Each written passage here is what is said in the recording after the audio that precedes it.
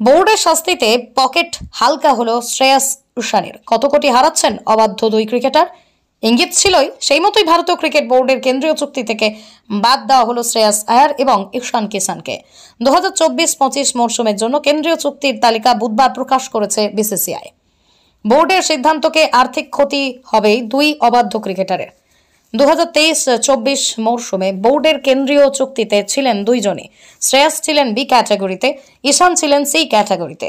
নিয়ম মতোই বিসিসিআই এর কাছ থেকেই বছরে 13 কোটি টাকা বেতন পেতেন শ্রেয়াস এবং ঈশান বেতন হিসেবে পেতেন বছরে 1 কোটি টাকা।